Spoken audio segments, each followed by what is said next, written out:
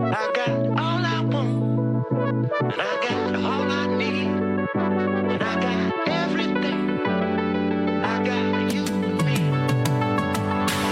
All I want, I got all I need. Marriage is the best. The other day, I had my mentor over to see our newest edition, numero 6. Yeah, 6. And we had a nice chat. And I was just describing, the chaos of the family, the chaos of having 6 kids, the chaos of working on a marriage and career and podcast, and in general, feeling failure around different, areas of life, feeling failure in parenting, feeling failure in taking care of the house, feeling failure in prioritizing and engaging and organizing and slipping into habits that just take time, focus, energy, stupid, silly little things like spending an hour on YouTube when she should be going to sleep, or different things like that impact health, impact availability of mind and body and spirit for the kids and for the wife. And we were having a good conversation. And I can always count on my mentor to give me even just something small to chew on that makes a big difference. So he said one word and it made a big difference. So he said the word priority. And he just kind of described how in this season where we were feeling so limited, when we are such limited people in our ability to do everything that needs to get done, care for all of the emotional, physical needs, which are a lot. It's just a season of intensity, and making sure that you're prioritizing correctly is an important part of feeling good about moving through the season. And he said that in less words than I just did. It was important and it was good.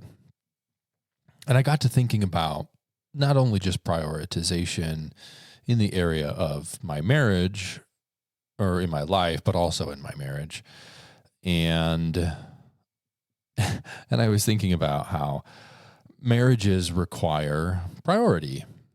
There are so many different things that I have seen come in between the priority structures of people's lives, right? In marriage counseling, people come and describe their lives as very full. Most people's lives are extremely full that are married and are busy with careers, busy with kids' sports. Don't get me started on that one. Busy with just the demands of life and balancing themselves, balancing their spouses, their families, all of the demands of life. But marriage kind of says, like, take care of me or I will die. And so does an infant, right? We're doing that currently, taking care of a beautiful infant. And she also, needs these little cares. If you've ever had a child, or if you could imagine what it would be like, you could imagine some of those cares. The need to feel close, the need to feel loved, the need for eye contact and expression, the need for food and sustenance and all the good things. And so we dutifully kind of submit ourselves to taking care of her, because we signed up to do that and we really want to do that. It's really important for us to get the opportunity to do that. And we are very blessed that we are able to have these 6 beautiful kids. But marriage also kind of demands a level of priority. Otherwise, it's going to die. It doesn't last that long when it's not taken care of. It can fail to thrive. It can fail to survive based on, in today's episode, based on how we are choosing to prioritize our time and energy and efforts. And so take care of me or I will perish. like a song.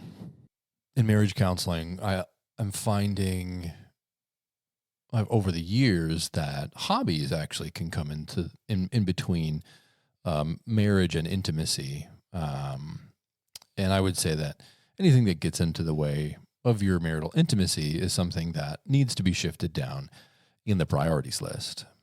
And so we're going to talk about a little bit about how different things get in the way of intimacy. And we really are talking about prioritization. So one of the first things that came to mind when I was thinking about my experience in marriage counseling is that I've also often found that people talk about hobbies as some things that have gotten in the way of their intimacy, of their relationship. Different hobbies, different kinds of hobbies, different settings for hobbies, all sorts of different kinds of things. Nothing, obviously specific or consistent, like across like different, time and space. But hobbies just in general getting in the way.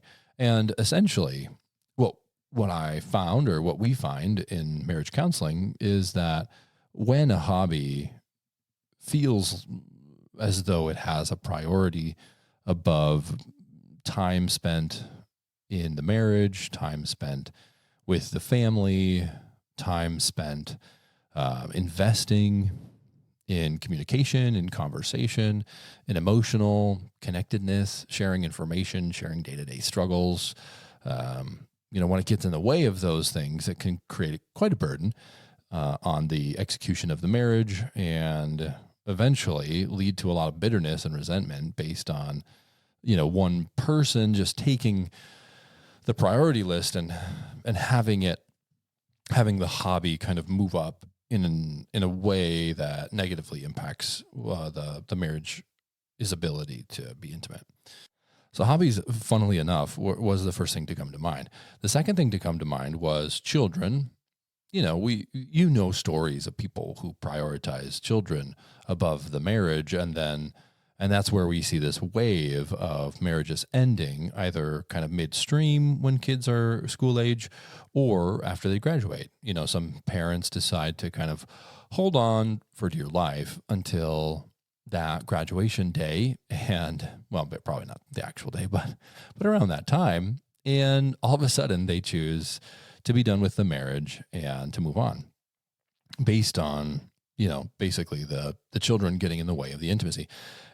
It's interesting because children getting in the way of intimacy is a natural state of things because there's so many demands that children bring into a relationship. We talked about the disruption phase a couple of months ago, I believe. And there's a huge level of disruption. If you don't manage the disruption, the disruption kind of manages you.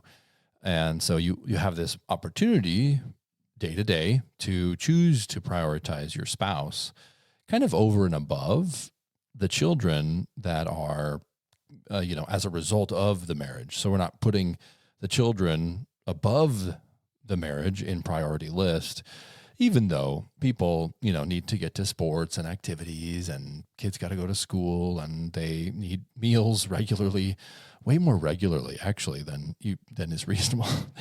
There's so much food and so many requests for snacking.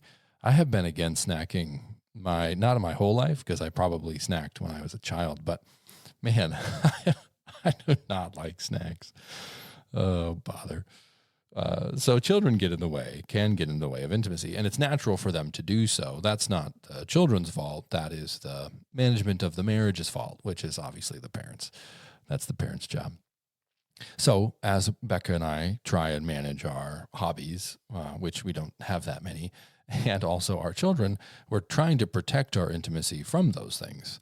And, we're doing that through prioritizing one another, not necessarily always over and above, because there are times where we make sacrifices so that the other person can get something that they need. But it is something that needs to be balanced. So the children need to be balanced. The hobbies need to be balanced. Being right needs to be balanced. Being right can be something that we find in marriage counseling as something that is prioritized over the marriage. So if you're always looking to be right, or if that's like your aim or goal, oftentimes that creates a lack of intimacy. Because when you're right, the other person is wrong. And when you're focused on being right, you're oftentimes not focused on really like hearing, understanding, seeing this other person. And so it gets in the way of intimacy. Oftentimes being right comes at the expense of a part of your partner. And I'll say it kind of this way, like it's okay to be different without being wrong. It's okay to have a different opinion, a different perspective, to see things differently without being wrong. It's not wrong of you to see those things that way, but it would be wrong for you to prioritize being right and the way that you see something over the person that you signed up to see things with throughout your whole life. And when you prioritize the being right over the person that you signed up with, then all of a sudden, being right becomes a barrier to your intimacy with that person. Becca and I recently had a disagreement, and it was a really difficult agreement. I mean, this happened less than an hour ago. So when I say recent, I mean very recent. And I think this is probably my first podcast ever in the like middle or midst of an argument, a disagreement. And yes, it was silly. And yes, it was, but essentially we ran into this idea of we're prioritizing being right. Being right and being heard, having our voice seen and heard. And that's not wrong. But at the same time, if that takes precedent over the marriage, on a consistent basis, it does do a lot of damage over time. So it's okay to be different. You're not necessarily wrong just because you're different, although there are wrong things, and we can call those things out as wrong. And it's not fun to be called out as wrong by a partner, but being right shouldn't be prioritized over our intimacy or over our partner. The other thing that I see pretty often, actually, in marriage counseling, that comes up that gets in the way of intimacy, in the way of prioritization, is keeping the peace.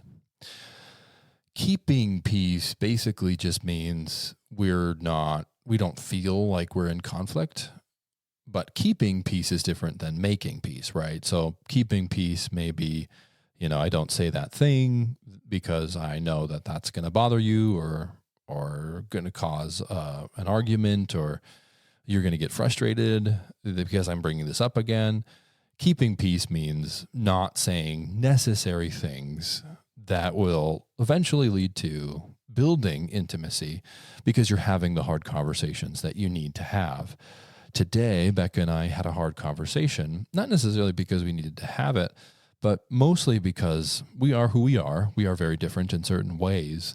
And these things, it's an age-old kind of conversation that we've had 1,000 times. It just happened to be that, I ran a good number of miles in preparation for a marathon that I'm training for.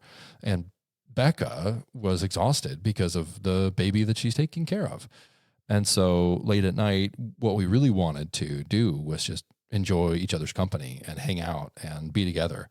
And we were unfortunately unable to do that because we had this conflict come up, and it got in the way. It got in the way of our intimacy. It got in the way of our connection, I should say.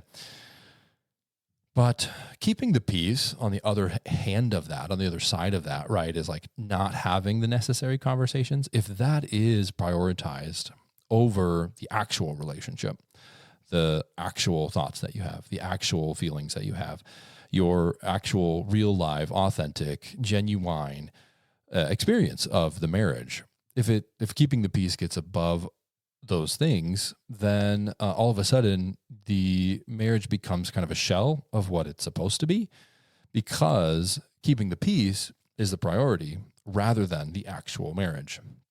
If you're going to prioritize your marriage, you also have to make room for quite a bit of conflict as you go, because conflict is natural in human relationships, and it is especially natural in the marital relationship because of the nature of the design, because of the nature of how close you are, because of the nature of time and energy and effort, because of what it demands from you. There's so many things that are kind of putting weight on that. And so keeping the peace destroys intimacy as well.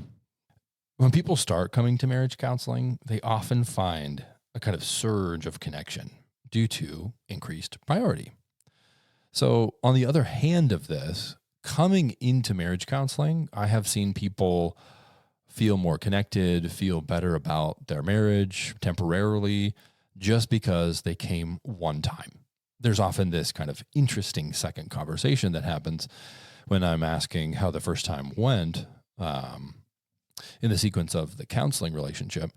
And oftentimes they're like, wow, actually we had a better week than we've had in a while, or we've had a better couple of weeks based on, different things. And what I found is that what I think actually occurs in that is that they are being more mindful because they have a space that is designed to be mindful about their marriage. It is much more easy to prioritize something that you are actively kind of thinking about and working on.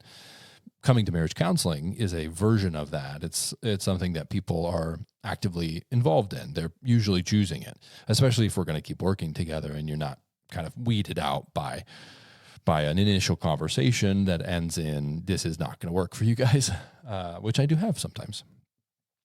But essentially, people come in, they start to really think about each other. They start to think about, the value that they hold in one another. They tell their story, and that's helpful. And that kind of gets them back on track, kind of reminds them of the reason that they fell in love. And there's a lot of cool things that happen in marriage counseling, a lot of ahas, a lot of humility that comes out in marriage counseling at times, people working on themselves and trying to see themselves. And something brought them to this point, right, that they're coming in. And in order to honor that, kind of my job is to facilitate the space so that they can get the most out of it and see each other better and more clearly and learn and grow and change and all of those good things. So it's a short-lived kind of surge because the priorities didn't change. They're just shifted temporarily. And so oftentimes the system will go back to its default fairly quickly, unless something changes, right? So the natural course of things is that it will go back to the way that it was.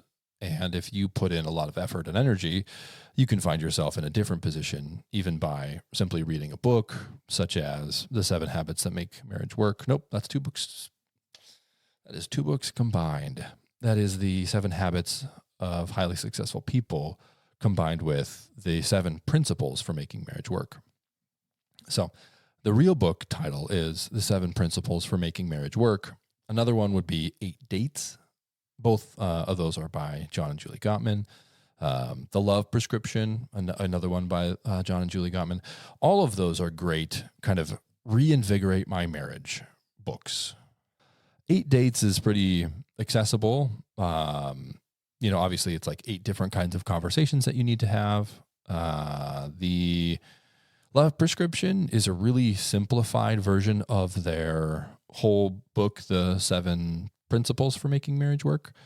It's kind of it's a simplified, I don't know if it's more simple. It's the idea is broken down in a different way and presented in kind of bite-sized chunks, and it's great. I think the Love Prescription, actually, I think they did a really good job with it. So the Love Prescription would be a great place to start if you were looking for a place to kind of reinvigorate or re-engage or update some of the habits and some of the priorities in your marriage. So this all led me to the audacious, I hope I used that word right. I had the audacity to ask my spouse how are we prioritizing each other? And it was actually, it was a good kind of little practice, I was going to say skit. It was a good thing for me to do. I asked her, hey, do you feel prioritized first and foremost? And what makes you feel prioritized? And is there something that I could be doing that will increase your feelings that I prioritize you? I see you, I hear you, and I want to know you. And yeah, just how does that look for you? So I'm going to talk a little bit about our list, but I would encourage you to actually just ask your spouse how they would like to be prioritized in this season. In the honeymoon season, it's a little different. Priority in that season comes out in different ways. In the disillusionment phase that we talked about, again, priority comes out in different ways. We are currently in like this teamwork phase where we're figuring things out continuously, how to raise kids, how to run the house, how to keep things clean, how to keep people fed, how to educate, how to do all those things. And so we are currently in the teamwork phase and working diligently through all of the disruptions that are caused by having our beautiful 6 children. And so our list may not look like your list, but I'll give you our list as an example, and then you can take the practice of asking your spouse whether or not they feel prioritized and how they may feel more prioritized in your current season, what would make them feel that way. You can take that to the bank and cash that in, and it'll challenge you. That's for sure. It'll give you some challenges, but it'll also, I think, actually bless you and your spouse and your, extended, either the children or other people. So numero uno, this is the big one. So we're starting with the biggest, anticipate a need. My wife looked at me and said, I wish that sometimes the things that were on my plate were seen by another person. That would be me. And some of these things were like taken care of without me having to think about them. So basically it's kind of that episode that we did a long time ago on marriage and mental load. That was a good one. I learned a lot about that. I had like a simple little trick that I probably could think about and remember in this moment. But if you want to go back and look at the marriage and mental load episode, that's probably, it would be good because it would kind of provide some context for this. But essentially anticipate a need, see something, do something, take care of something. We're kind of in a teamwork phase that has a lot of stress. And so managing that stress and helping her and anticipating some of those needs is a huge way that she would feel prioritized. So that was a good one. The next one was, let's continue to call out specific appreciation and be really specific in our language with what we're seeing in each other and how difficult our different roles are, and just kind of supporting each other verbally through encouragement and calling out those things. This is something that I think we've grown a lot in over the course of the last year. I think year 10 to 11 has been actually a pretty good year for this. We've struggled in the past, but we're doing a better job of like seeing things and saying things and calling them out really regularly. Not that we were awful at it before, but it's something that we've been working on. Number 3 was plan a date. Again, there's a lot of intentionality here, right? So go out of your way, plan a date. I am, I shouldn't say ashamed, but I am surprisingly, for my area of work, but it makes sense if you knew me, bad at planning dates. I can like think through what to do on the dates, but like organizing and engaging babysitters and getting all of that straight, that's not something that I'm great at. However, the planning of a date, right? Like, hey, we're going to go here and do this, and I know that you would like this, and so I'm going to plan a date that kind of fits you.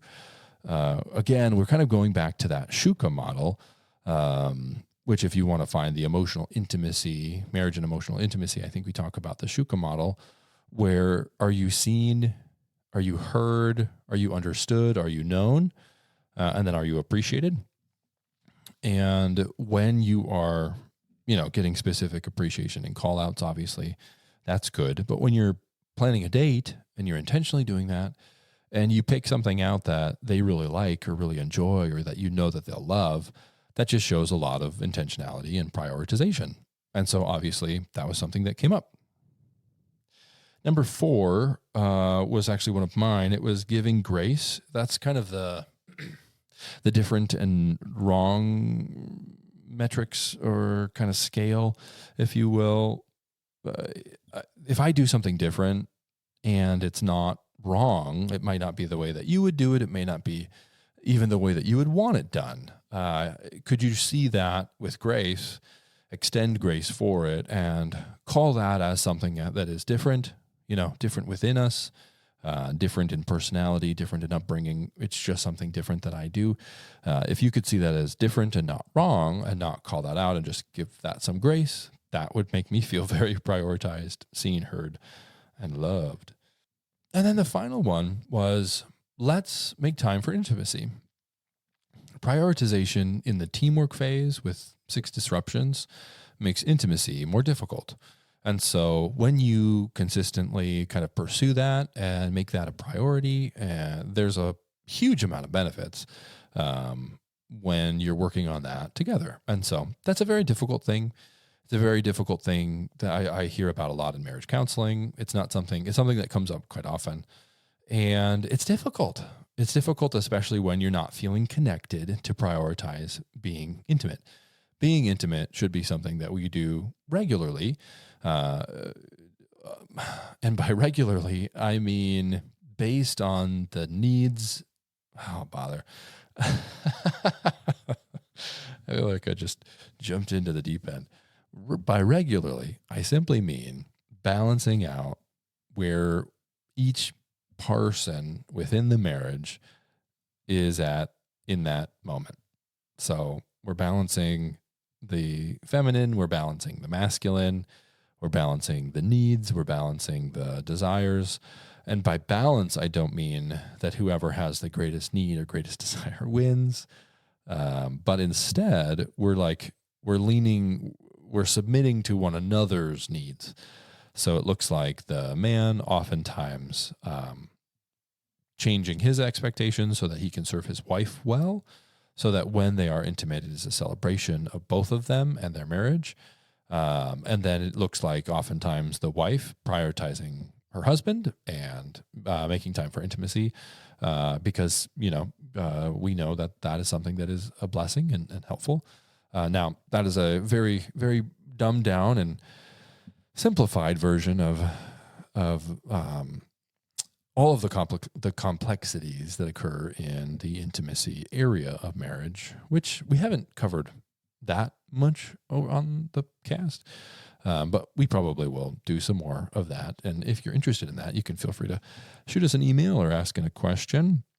But making time for intimacy is another way that we can make our marriage feel like a priority.